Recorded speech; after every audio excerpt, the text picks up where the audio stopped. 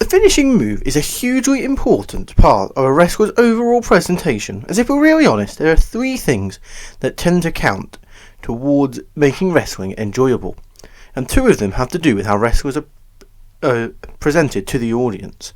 And the finisher is one of them, entrances are another, and then video packages overall are the three things keys to making wrestling enjoyable.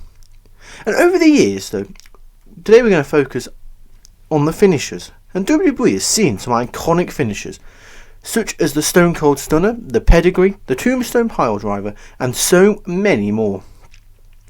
When looking at today's WWE, the quality of finishers could arguably be considered not as legendary, though that doesn't mean there are not some brilliant finishing moves regardless.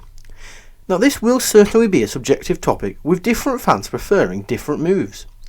This will assess the impact, appearance and execution of the move rather than its performance within the world of kayfabe.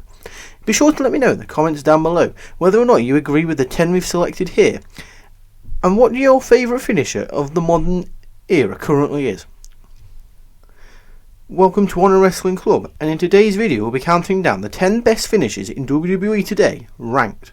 However, before we crack on with the list, I'd just like to take a moment to welcome you to Honor Wrestling Club, and to let you know that if you enjoy what you see here today, don't forget to hit that like button, share with your friends, and subscribe for more awesome content. Now, without further ado, let's crack on with the list with number 10, AJ Styles and his Styles Clash.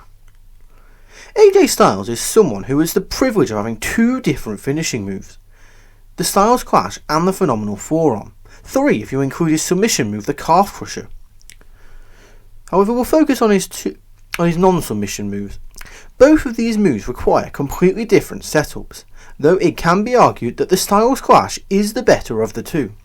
It is a unique looking move, and in truth it surprised some fans when he used it in WWE, as many deemed that it would be considered too dangerous to be used in WWE due to the small margin for error when delivering it, as with most moves you tuck your chin in order to protect your head, whereas with the Styles Clash you have to leave your head loose, otherwise you risk spiking yourself. Either way though, it looks great, and it has been very effective for Styles in WWE, as he has won numerous WWE championships with it. In number 9, we have Drew McIntyre's Claymore Kick. When Drew McIntyre returned to WWE following his several year absence in 2017, he came back with a new finishing move, the Claymore. For all intents and purposes, it is just a running one-legged dropkick, but in execution it looks like one of the most deadly moves possible, like a cannonball straight to the face. Seeing McIntyre's large frame fly through the air is scary enough, but the force he appears to put behind this move is very impressive. It's also very silly when he misses, as it is just Drew McIntyre going whee through the air. McIntyre though has won a lot of big matches with this finisher, and fans love chanting along with his 3, 2, 1 countdown before delivering it, as if there is nothing that wrestling fans enjoy more than finishers, entrance themes of video packages. It's counting. In number 8 we have Rey Mysterio's 619. The 619, with an opponent draped over the middle rope, Mysterio flies and delivers a tiger feint kick to the face of his opponent. He has followed this up over the years with a West Coast pop, Hurricane Rana, or a simple splash from the top rope to then gain the pinfall. There is no one who delivers this move quite like Mysterio, and it still looks as good as it ever did during his 25-year plus Hall of Fame career. Then at number 7 we have Charlotte Flair's Figure 8 Lead Lock. Now Charlotte Flair took a classic move and made it better. When Charlotte arrived in WWE, she had to try and shake off the reputation of just being Ric Flair's daughter. Using his finishing move wasn't the best way to go about that, but her addition to the move made it unique to her. Flair arches her back to turn the move into the Figure 8, which looks to apply even more pressure to the opponent, and it also makes it look more impressive. It is harder for the opponent to reverse the pressure too, and is arguably the best submission move in present day WWE. In at number 6 we have CM Punk's GTS. Although CM Punk hasn't used the GTS yet on WWE programming since his comeback, fans are all too familiar with the move, and it already has the reputation for being one of the best finishes in WWE. In his first run with WWE prior to his 2014 exit, CM Punk used this to devastating effect and as a devastating looking move to win so many big matches and titles against the likes of John Cena, Chris Jericho and more. In his run in AEW, it proved to once again be very effective in bringing CM Punk success and carried him to the mountaintop in All Elite Wrestling. In number 5, we have Finn Balor's coup de grace. In WWE, and in truth, it is hard to see how it doesn't legitimately hurt every time. For this reason, it is up there with WWE's best finishers. Due to the impact of the move and how real it looks, it makes kicking out of the move feel like a big deal every time. Balor has won with this move for every single title he has scored in WWE, such as the NXT Championship, the Universal Championship, and the Intercontinental Championship, as well as several tag team title reigns. In number 4, we have Bianca Belair's KOD. When Bianca Belair hoists her opponents up in a reverse fireman's carry, fans know that it is done and dusted for the other superstar. The KOD, or the Kiss of Death, is a very impactful move delivered by Bianca Belair. Especially when Belair jumps in the air when performing it, the execution is fantastic. Belair has won all her major titles with this move, and it is no doubt the best finisher in WWE's present day women's division. In at number 3, we have Seth Rowan's curb stomp, a move so dangerous it was once banned in WWE. Seth Rowan's finisher is fantastic and one of the most deadly moves today. The curb stomp is simple enough. It involves ramming an opponent's head into the floor with your foot.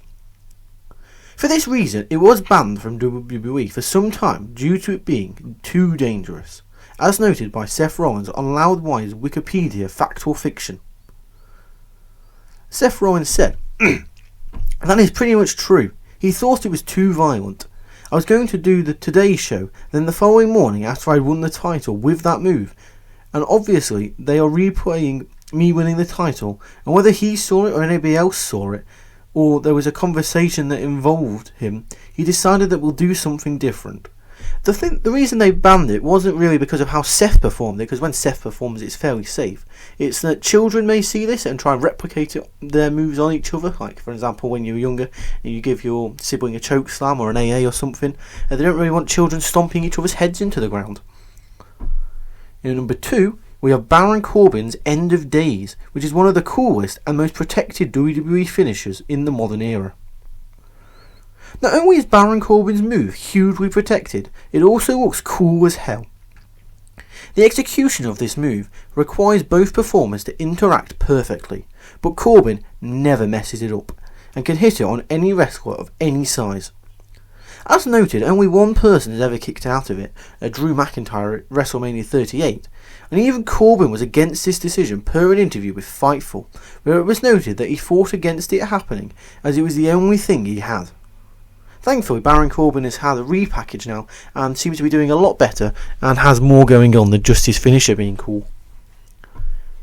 In number 1, we have the obvious, Randy Orton's RKO, a move that can be hit out of nowhere. It may be the subject of many memes and jokes, but the RKO, Randy Orton's version of a cutter, is not only the best finishing move in WWE today, it is up there with the best move of all time for that matter too. It's probably on the Mount Rushmore of finishers alongside the Stone Cold Stunner, the Sweet Chin Music and the Tombstone Piledriver. Orton has used this move for many years, perfecting it quickly, and he's been able to incorporate it in so many different ways. He really can hit it out of nowhere as well, and there are plenty of compilations on the internet of just the best RKOs alone, showing just how many times this move has been done so well. There are also countless compilations of fails with Randy Orton RKOing people, which are really funny. But there you have it, there's our list. So what do you think? Let me know in the comments below what you think the best finisher in modern day WWE is. I'd be really interested to hear what you guys have to say. So get that conversation started. I'd just like to thank you for watching, and if you enjoyed this video, be sure to give it a thumbs up, share it with your friends, and don't forget to subscribe to our channel for more videos like this in the future. However, until next time, I'd just like to say thank you for watching and welcome to the club. See ya!